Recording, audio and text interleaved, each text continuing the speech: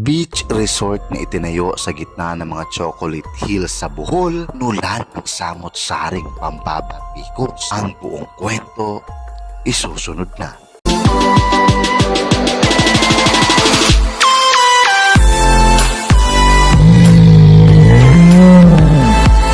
Please subscribe to Paranormal Stories.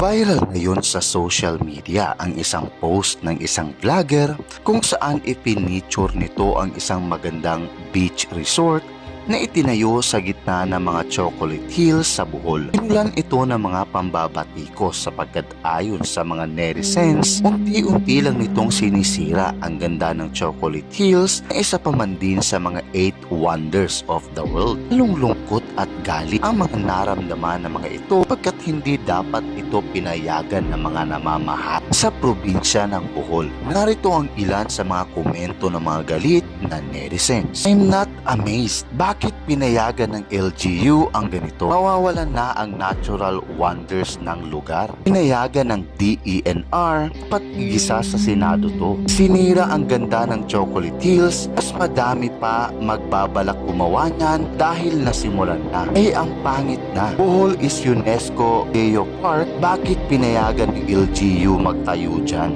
Sa ibang bansa yun mga historical sites. Natural heritage ang cultural nila nire-restore talaga because tourist spot. Sa Pinas ka lang talaga makakakita ng mga historical sites, natural heritages na sinira instead of i-preserve. DENR, ano po sa inyo on this? Medyo disturbing kasi one of the tourist attractions ng Pilipinas ang Chocolate Hills parang naging nababoy na dahil sa mga ganitong establishments. Please, ba't pinayagan nyo ang ganito? Other part ng Chocolate Hills ay nababoy na din. Sana ginawang adapted sa environment ang kulay. Gawa sa kawayan at nipa or tugon ang mga structure. Kung semento, ginawang kulay lupa man lang, pintura. Pakabobo nung gumawa ng disenyo. Sinira ang essence ng lugar.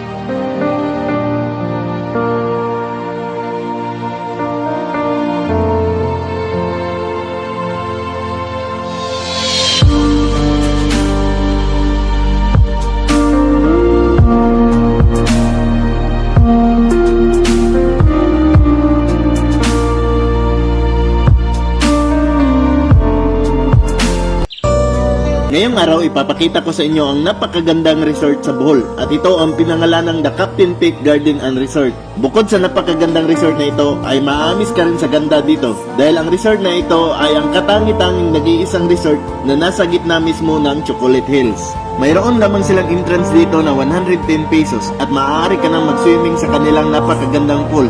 At 75 pesos naman para sa mga kids or bata. At mayroon din silang cottage dito na nagkakahalaga lamang ng 300 pesos. At kung gusto mo namang mag-overnight, may rooms din sila dito na available. At nagkakahalaga lamang ng 2,000 pesos ang may aircon. At 1,500 naman sa walang aircon. At nagpaparent din sila dito ng tent na nagkakahalaga lamang ng 600